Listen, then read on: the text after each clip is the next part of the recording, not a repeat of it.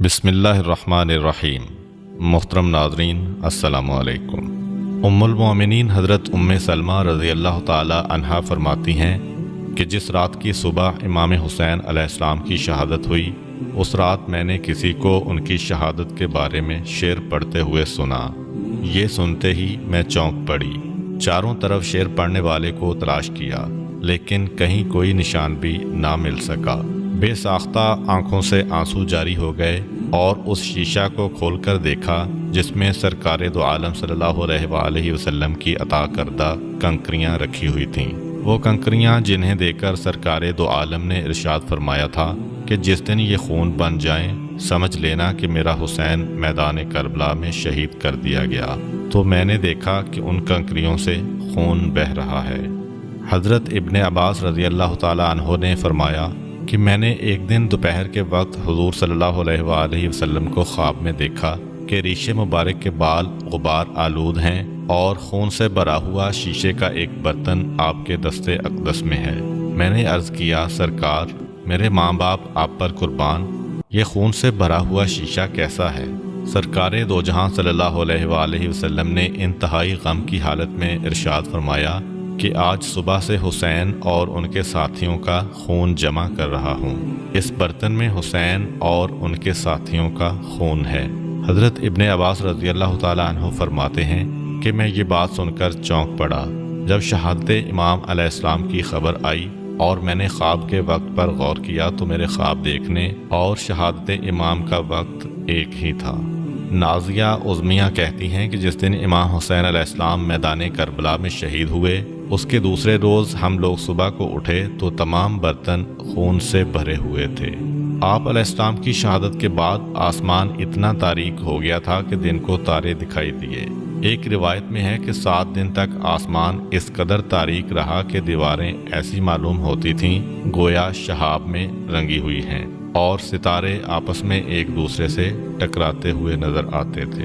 ابو سعید فرماتے ہیں کہ دنیا بھر میں جہاں بھی جو پتھر اٹھایا گیا اس کے نیچے سے تازہ خون نکلا۔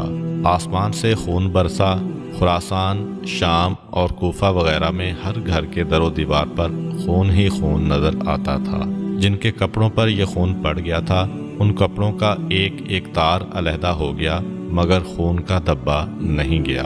علماء فرماتے ہیں کہ شفق کے ساتھ جو تیز سرخی دیکھی جاتی ہے یہ شہادت امام علیہ السلام سے پہلے نہیں تھی۔ بعد شہادت 6 مہینہ تک آسمان کے کنارے سرخ رہے، پھر یہ سرخی ظاہر ہوئی۔ حضرت ام معبد کی بہن کی صاحبزادی حضرت ہند کا بیان ہے، ایک مرتبہ اللہ کے پیارے رسول صلی اللہ علیہ وآلہ وسلم میرے خیمہ میں تشریف لائے۔ کچھ دیر آرام فرمانے کے بعد جب بیدار ہوئے تو پانی طلب فرمایا، اپنے دونوں ہاتھوں کو دھویا اور کلی فرمائی۔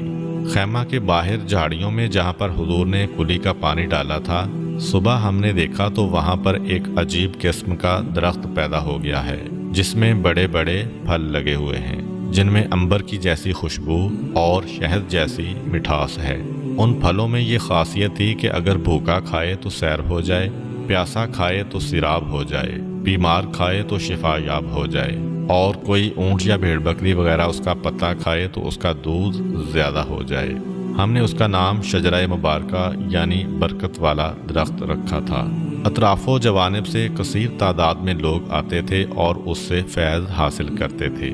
اچانک ایک صبح کو ہم نے دیکھا کہ اس درخت کے تمام پھل گر گئے ہیں اور پتے سوکھے ہوئے ہیں۔ ہم لوگ بہت پریشان ہوئے کہ ایسا کیوں ہوا۔ اتنے میں اطلاع ملی کہ اللہ کے پیارے حبیب صلی اللہ علیہ وآلہ وسلم کا وصال ہو گیا ہے۔ پھر چند دنوں کے بعد درخت میں نئے پتے آ گئے، پھل بھی لگے مگر کم۔ اس واقعہ کے تقریباً 30 برس بعد ایک صبح کو پھر ہم نے دیکھا کہ اس درخت میں تنے سے لے کر اوپر کی شاخ تک کانٹے پیدا ہو گئے اور پھل گر گئے ہیں۔ ہم لوگ سخت تشویش میں مبتلا ہو گئے کہ ضرور کوئی حادثہ پیش آیا ہے، یہاں تک کہ اطلاع ملی کہ حضرت علی علیہ السلام نے شہادت پا لی ہے۔ اس کے بعد اس درخت میں پھل نہیں لگے، صرف پتے باقی رہ گئے۔ ہم لوگ انہی پتوں سے ہی فیض حاصل کرتے رہے۔ کچھ دنوں کے بعد ایک صبح کو ہم نے دیکھا کہ اس مبارک درخت کے تنے سے تازہ خون جاری ہے، پتے سوکھ کر گر گئے۔ ہم لوگوں نے خیال کیا کہ شاید پھر کوئی بڑا حادثہ رونما ہوا ہے۔ دن اسی وحشت اور پریشانی کے عالم میں گزرا۔ رات کے وقت اس درخت سے رونے کی آواز آئی جس سے ہم لوگوں کی وحشت اور بڑھ گئی، یہاں تک کہ دوسرے دن اطلاع ملی کہ سیدنا امام حسین علیہ السلام اور آپ کے اہل بیت اور دوسرے ساتھیوں کو 3 دن کی بھوک و پیاس کے عالم میں میدان کربلا میں یزیدیوں نے شہید کر دیا۔ پھر وہ درخت کبھی شاداب نہیں ہوا۔ جس وقت امام حسین علیہ السلام نے شہادت پائی، ایک سفید کبوتر اڑتا ہوا آیا اور اپنے پر و بال کو امام عالی مقام کے خون میں تر کیا اور اڑ گیا، حتیٰ کہ یہ کبوتر اڑتا ہوا مدینہ طیبہ پہنچا۔ طواف کے انداز میں حضور صلی اللہ علیہ وآلہ وسلم کے روضہ پاک کے گرد اڑتا تھا اور اس کے پروں سے خون کے قطرات ٹپک رہے تھے۔ اہل مدینہ اس کی یہ کیفیت دیکھ کر حیران تھے کہ معاملہ کیا ہے، اور جب چند دنوں کے بعد انہیں امام عالی مقام کی شہادت کی خبر ملی تو انہوں نے سمجھا کہ سب سے پہلے ظاہری طور پر امام عالی مقام کی شہادت کی خبر بارگاہ رسول تک پہنچانے کے لیے یہ کبوتر حاضر ہوا تھا۔ بزرگ فرماتے ہیں کہ سرخ رنگ کے جو کبوتر پائے جاتے ہیں وہ اسی کبوتر کی نسل سے ہیں۔ کنز الغرائب کے حوالہ سے صاحب روضۃ الشہداء لکھتے ہیں، ایک یہودی تھا، اس کی لڑکی ظاہری شکل و صورت میں بہت اچھی تھی، لیکن اچانک وہ نابینا ہو گئی اور ہاتھوں پیروں میں کوڑ کا مرض ہو گیا۔ محلہ و پڑوس کے لوگ اس لڑکی کو شدید نفرت کی نگاہ سے دیکھتے تھے، یہاں تک کہ یہودی اپنی لڑکی کو لے کر شہر سے باہر ایک باغ میں مقیم ہو گیا۔ دن بھر شہر میں کاروبار کرتا، شام کو باغ میں لڑکی کے پاس آ جاتا۔ ایک دن اتفاق ایسا ہوا کہ یہودی کاروبار میں اتنا مصروف ہوا کہ شام کو باغ میں واپس نہ آ سکا۔ لڑکی نے تنہا ایک درخت کے نیچے رات گزاری۔ صبح کے وقت لڑکی نے قریب ہی دوسرے درخت پر ایک پرندے کی گریہ گزاری کی دردناک آواز سنی۔ وہ اسے برداشت نہ کر سکی اور کسی طرح گھسٹتی ہوئی اس درخت کے نیچے پہنچی۔ اگرچہ وہ نابینا تھی لیکن اپنے سر کو اوپر کی جانب اٹھا کر رونے والے پرندے کی جانب متوجہ ہو گئی۔ اچانک اس پرندے کے پر سے خون کا ایک گرم قطرہ اس کی داہنی آنکھ میں ٹپکا تو اس کی وہ آنکھ روشن ہو گئی۔ پھر خون کا ایک قطرہ اس کے داہنے ہاتھ پر ٹپکا، وہ ہاتھ درست ہو گیا۔ لڑکی نے یہ کیفیت دیکھ کر بایاں ہاتھ پھیلا دیا، اس پر بھی ایک قطرہ ٹپکا، وہ ہاتھ بھی درست ہو گیا۔ اس قطرہ خون کو لڑکی نے اپنی بائیں آنکھ پر مل لیا، وہ آنکھ بھی روشن ہو گئی۔ اس کے بعد لڑکی نے چند قطروں کو اپنے ہاتھوں پر لے کر پورے بدن پر مل لیا، جس سے وہ پورے طور پر صحت یاب ہو گئی، گویا کوئی مرض تھا ہی نہیں۔ اب لڑکی اٹھی اور اپنے باپ کی تلاش میں باغ کے گرد گھومنے لگی۔ اتنے میں وہ یہودی بھی آ گیا، لیکن اپنی لڑکی کو پہچان نہ سکا۔ اجنبی عورت سمجھ کر پوچھنے لگا، اے عورت تو کون ہے؟ میں اس باغ میں اپنی ایک اپاہج لڑکی کو چھوڑ گیا تھا، تجھے کچھ اس کا حال معلوم ہے کہ وہ کہاں گئی؟ کیونکہ باغ میں اسے میں جہاں چھوڑ کر گیا تھا وہاں وہ نظر نہیں آ رہی ہے۔ لڑکی نے کہا کہ ابا جان، آپ نے مجھے نہیں پہچانا، میں ہی آپ کی وہ اپاہج لڑکی ہوں جسے آپ باغ میں چھوڑ کر گئے تھے۔ یہودی انتہائی خوشی میں بے ہوش ہو گیا۔ کچھ دیر کے بعد جب اسے ہوش آیا تو لڑکی نے سارا واقعہ بیان کیا اور یہودی کو اس درخت کے نیچے لے آئی جس پر وہ پرندہ ابھی تک بیٹھا ہوا گریہ وزاری کر رہا تھا۔ یہ پرندہ کون سا تھا؟ صاحب کتاب نے اس کی وضاحت نہیں فرمائی۔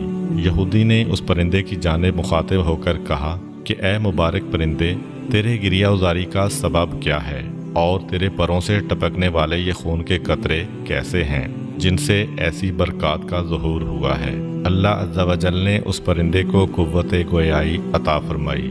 اس نے بحکم الہی کلام کیا کہ اے یہودی، ہم پرندوں کی ایک جماعت فلاں جنگل میں رہتی تھی۔ ہمارا معمول تھا کہ صبح اپنے گھونسلوں سے اڑ کر اطراف میں چلے جاتے اور دانہ پانی حاصل کرنے کے بعد دوپہر تک اپنے گھونسلوں میں واپس آ جاتے، اور جس نے جو کچھ کھایا پیا ہوتا آپس میں ایک دوسرے کو خبر دیتے۔ اچانک ایک دن ہم نے ایک آواز سنی کہ نواسہ رسول حضرت امام حسین علیہ السلام نے تپتی ہوئی دوپہر میں کربلا کی سرزمین پر شہادت کا جام نوش کیا ہے، اور اے پرندو، تم درختوں کے سائے میں بیٹھ کر آرام کر رہے ہو۔ یہ ندا سن کر ہم تمام پرندے کربلا کی سرزمین کی جانب روانہ ہو گئے۔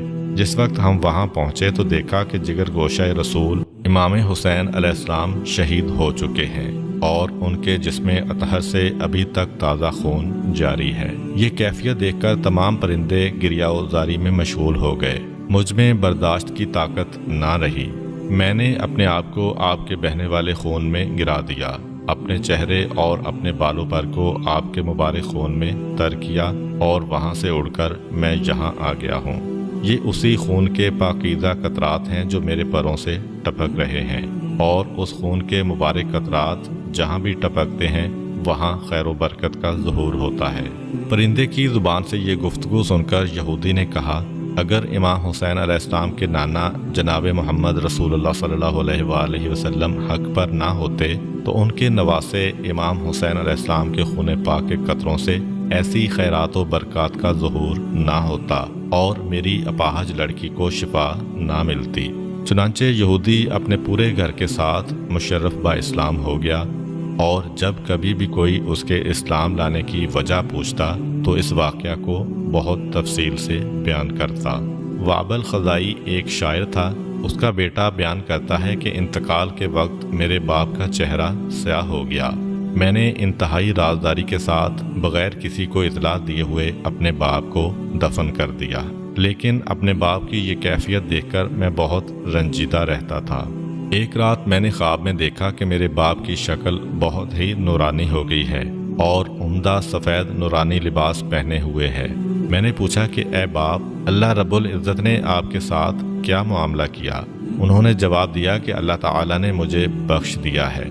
میں نے کہا کہ لیکن مرتے وقت تو آپ کا چہرہ سیاہ اور زبان گونگ ہو گئی تھی۔ میرے باپ نے جواب دیا کہ شراب پینے کی وجہ سے مرتے وقت میرا چہرہ سیاہ ہو گیا تھا اور زبان گونگ ہو گئی تھی، اور میں قبر میں اسی حالت میں تھا کہ دیکھا اللہ کے پیارے حبیب جناب محمد رسول اللہ صلی اللہ علیہ وآلہ وسلم تشریف لائے اور مجھے دیکھ کر فرمایا کہ تو وابل ہے۔ میں نے ادب سے عرض کیا، یا رسول اللہ، میں وابل ہی ہوں۔ سرکار دو عالم صلی اللہ علیہ وآلہ وسلم نے فرمایا کہ میرے جگر گوشہ حسین اور ان کے دیگر شہدائے کربلا کی شہادت کے متعلق تو نے جو اشعار کہے ہیں مجھے اپنی زبان سے سنا۔ سرکار دو عالم صلی اللہ علیہ وآلہ وسلم کا اتنا فرمانا تھا کہ میری زبان کو قوت گویائی مل گئی، اور جو اشعار میں نے شہدائے کربلا سے متعلق کہے تھے انہیں سرکار کو سنایا۔ اللہ کے پیارے حبیب ان اشعار کو سن کر آپ دیدہ ہو گئے اور فرمایا کہ تو نے سچ کہا۔ پھر میری بخشش کی دعا کی جس سے میرا چہرہ روشن ہو گیا، اور اپنا لباس مبارک مجھے عطا فرمایا جس سے میں اس وقت پہنے ہوا ہوں۔ امید کرتا ہوں کہ آپ کو آج کی ویڈیو اچھی لگی ہوگی۔ اگر آپ کو ہماری ویڈیو اچھی لگی ہے تو ویڈیو کو لائک کریں، اور مزید اس طرح کی ویڈیوز دیکھنے کے لیے ہمارا چینل سبسکرائب کر لیں۔ ملتے ہیں نیکسٹ ویڈیو میں، اجازت دیجیے، اللہ حافظ۔